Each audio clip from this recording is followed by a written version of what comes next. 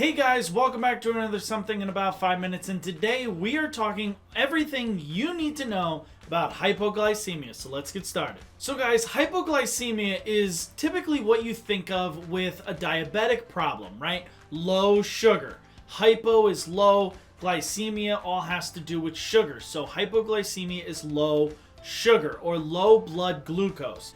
Alright, so typically when we talk all about, hypoglycemic events with typical diabetic patients, we're talking about a blood glucose lower than 70 milligrams per deciliter.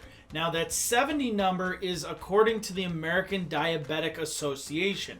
Now, there are a lot of state and national protocols that may differ from this specific 70 milligram per deciliter, range or number. I know here in New York where I practice, our ranges are 60 to 100 for normal blood glucose ranges, and anything below 60 milligrams per deciliter is called hypoglycemic. But there are some national standards out there that are 80 to 120 normal range, so then anything less than 80 would be this, hypoglycemic range. We talk mostly about hypoglycemic happening with diabetics. Now, yes, the prevalence is in type 1 and type 2 diabetic patients, but just be aware that hypoglycemia can happen to anybody. You can be a non-diabetic person and still get hypoglycemia. So why does hypoglycemia actually happen? The first cause is typically food related. And this might be that you're not eating the proper foods and you're spiking your sugar for it to tank. Or if you're taking medications like insulin, you're not taking enough food with the insulin. So you're taking too much insulin for the amount of food that you're putting in your system. So with medications, if your patient is taking insulin, you really figure out if they had taken the wrong dosage of their insulin, or a lot of diabetics have a short-acting insulin and a longer-acting insulin. Typically, they have a standard dose of their long-term insulin and a sliding scale dose, where depending on what their blood sugar is, that dosage could change of the short-acting insulin. A lot of times there's just simple medication errors could cause significant hypoglycemia.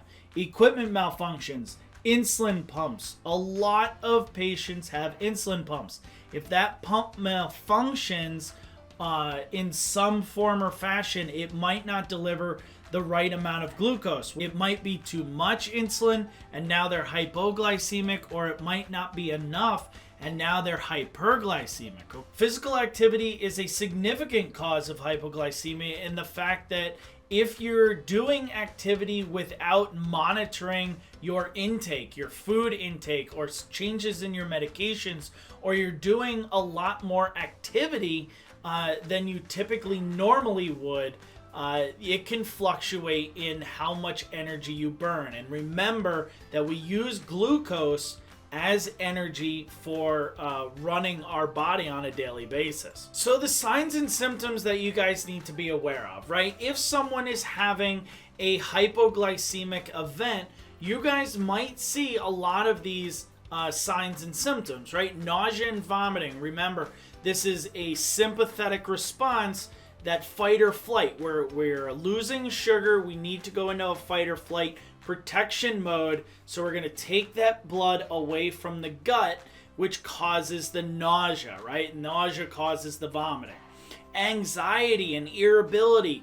You get anxious and you get irritable because your brain is lacking fuel, right? It's just like if a patient is hypoxic, they're low oxygenated, and they get anxiety or irritable because their brain does not have the amount of oxygen that it needs. It's the same thing here, just with glucose. Tachycardia, remember, sympathetic nervous system response. Pale, cool, clammy skin, shock type response. The body is taking blood away from the periphery, and it's bringing it back into the core. It's shutting down all the extremis that we don't need. Headaches, blurred vision. Again, remember, the body and the brain is running out of sugar here.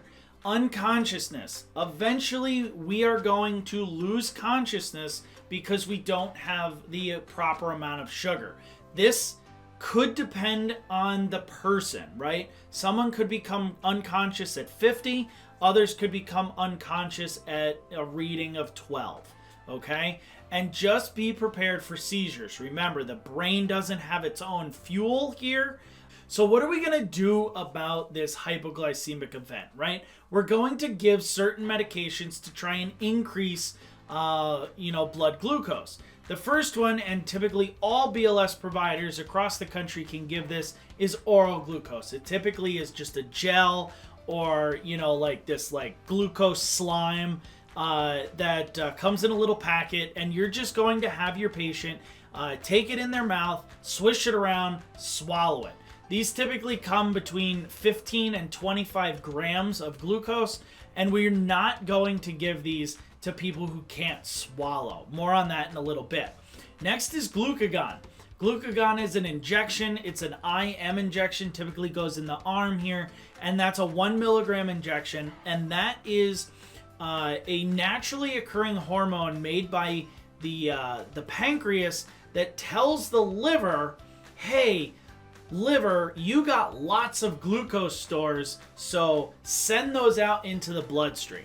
Right, so typically, if we can't get IV access on a patient, we're going to give them a IM injection of glucagon.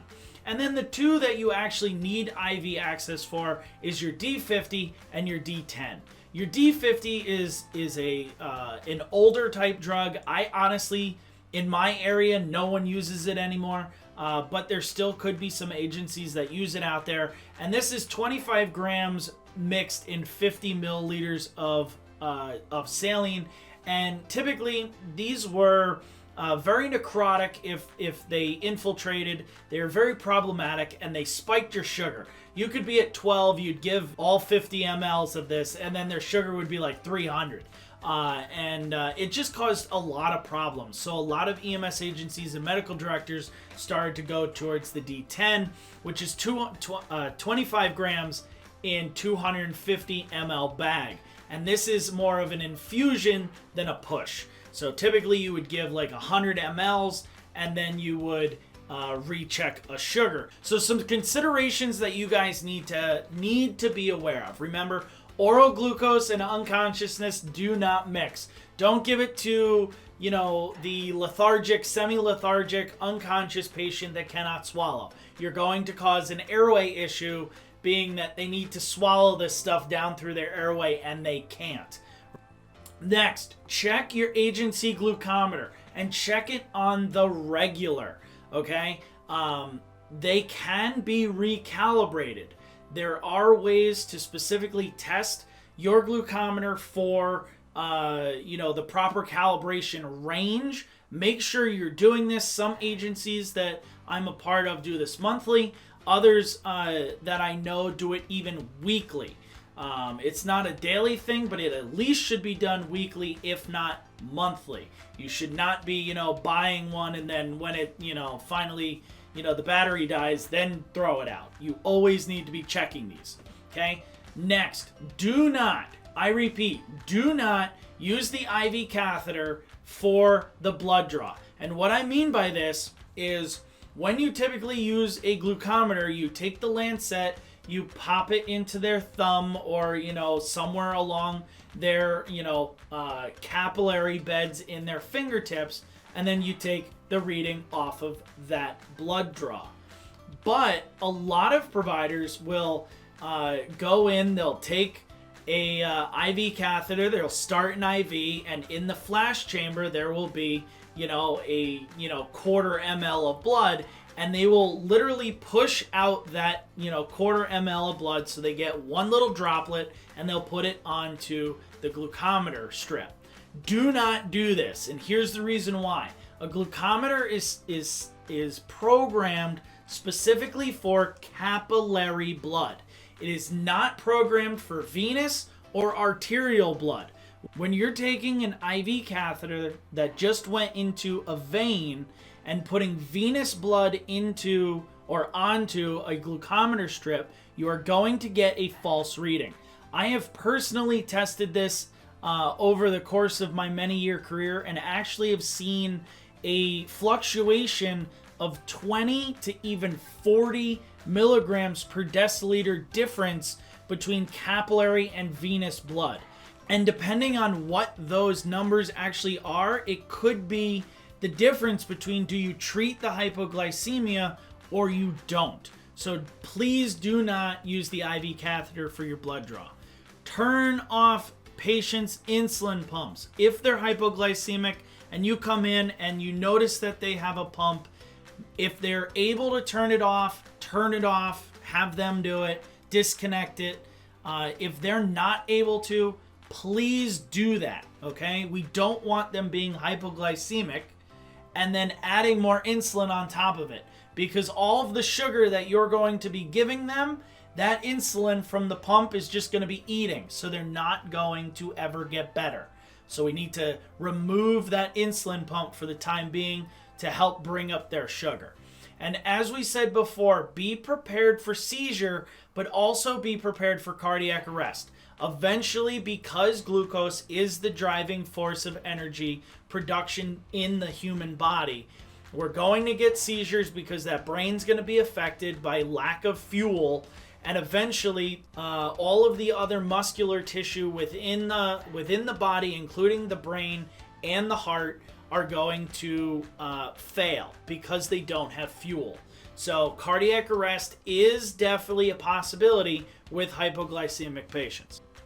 Well, guys, I hope that was a lot of information wrapped up in this video. Hypoglycemia is something that you see often. You typically will treat hypoglycemia 10 times more than you will hyperglycemic events like DKA and stuff like that. So just be aware, know that there's ways for EMTs and paramedics to treat it, but you do have to be smart about how you do things handling diabetics and especially their blood sugar. So guys, till next time, I will see you guys next Tuesday.